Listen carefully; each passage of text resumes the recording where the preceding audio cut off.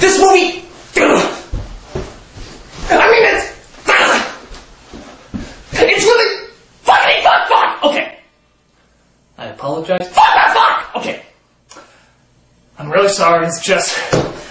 Man, is this a bad one. I mean, just saying the title of this movie pisses me off. That's how bad it is. What? A Troll in Central Park? This movie! A Troll in Central Park!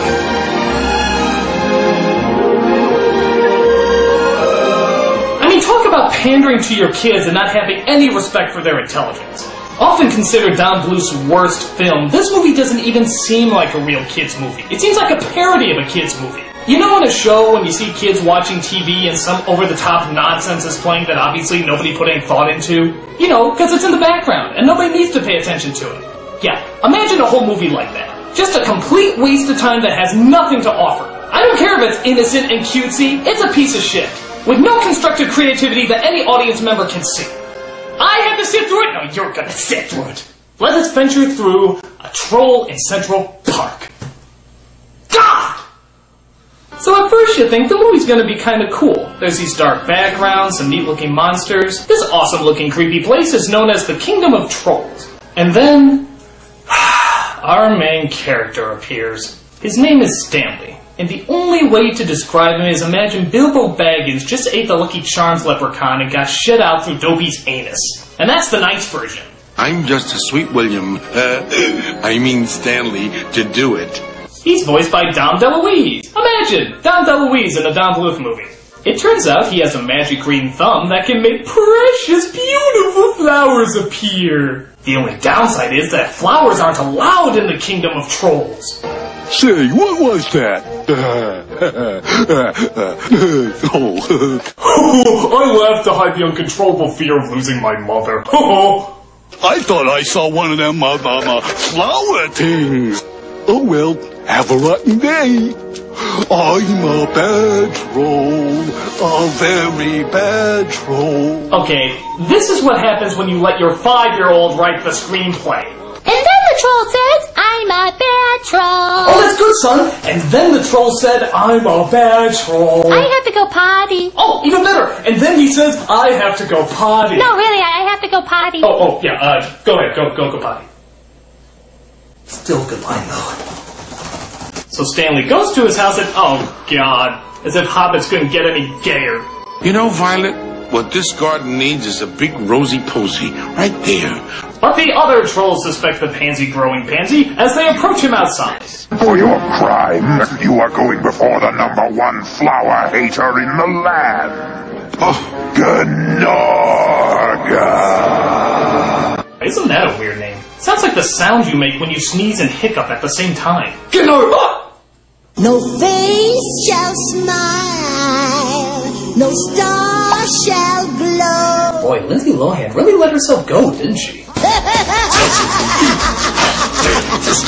So she is the queen of trolls and spends most of her time singing songs that would actually make Andrew Lloyd Webber sound original. It feels delicious to be so vicious. I'm the Gnorga, the queen of mean.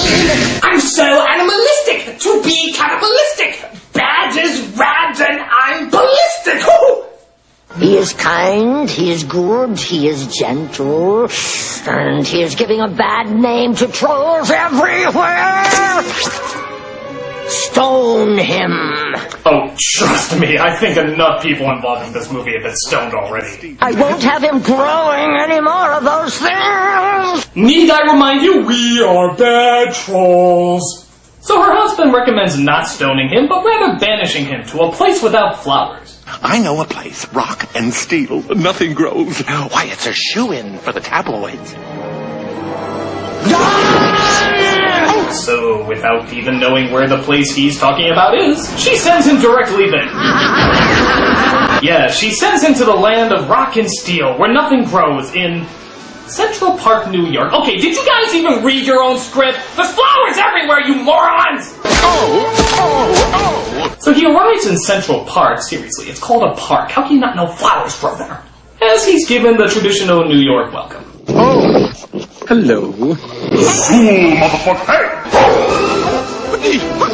So he runs around in, I guess, what's supposed to be a chase scene, but it goes on forever. Come on, Bluth, you're telling a story, not one of your Dragon Slayer games.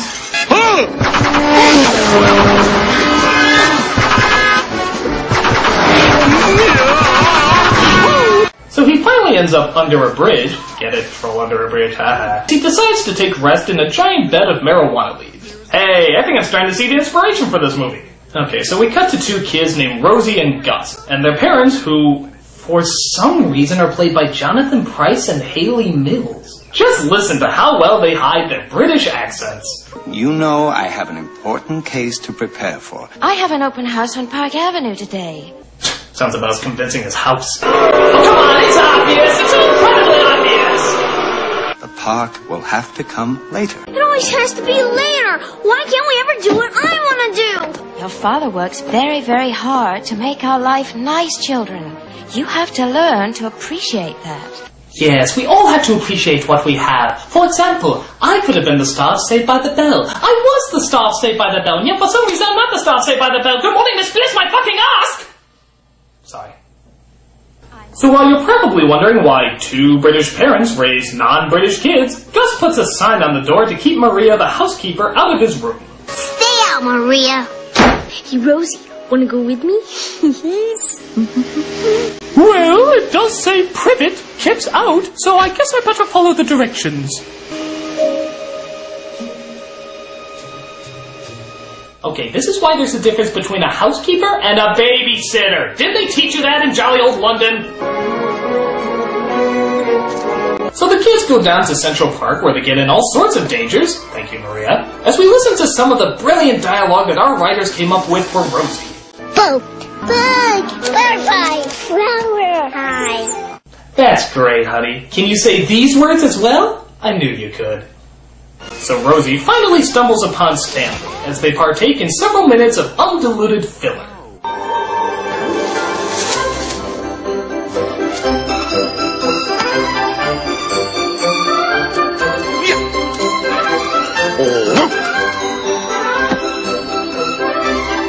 And this is pretty much it, people. Just a whole hour of watching things bounce and smile. That's the entire movie.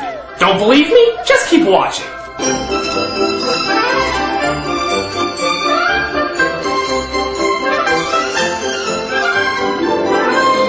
God, this is the equivalent of waving your keys in front of a baby's face. This movie is on par with Keys.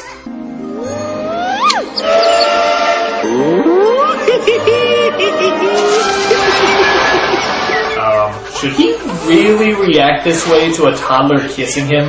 I mean, if any people you knew reacted this way, especially in Central Park, I don't think you'd watch with charm at all. I think you'd probably call the cops. Oh, please, tell me your name. Rosie. Rosie, did you eat... Rosie. Oh, yes, I like that a lot. Tell a story! Seriously, there's only so much whimsical pandering an audience can take. Do something of substance! I like to close my eyes. No, not sing, not sing! Plainly see, and absolutely green. Birds singing happy songs. Good God. My Little Pony, the Care Bears, Teletubbies, Cabbage Patch Kids, the Smurfs, Barbie, Pound Puppies, Rainbow Bright, Strawberry Shortcake, Barney the Dinosaur, all the High School Musicals, Gem, and the goddamn Get Along Gang are fucking bullshit compared to this. Oh, thank God, an interruption. My boat! So Gus comes across the troll and can't believe his eyes. I'm a troll. And he's a good troll! Talking flowers. This is weird. This is weird? Weird is when your alarm clock goes off like 5 minutes early. This is an abomination of annoyance. So Gus wants to take Rosie away, which causes her to start crying. This somehow gets the attention of the Queen. It's a baby crying. Oh, she sounds so miserable. There's probably millions of babies crying all over the world, but this one particular I want to home in on. Hey, this This is serious.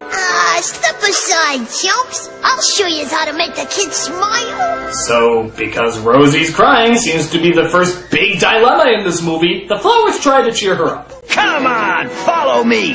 Oh, boy.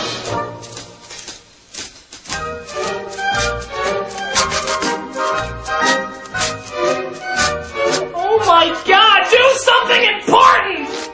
I can't take this. I really can't. This is the guy who directed The Secret of Nim, one of my all-time favorite movies. How did he bring himself to such a fucking low? I'll tell you how. It's that goddamn troll. Yeah, that fucking little troll. He's the cause of all of this, and I'm gonna give him a piece of my mind.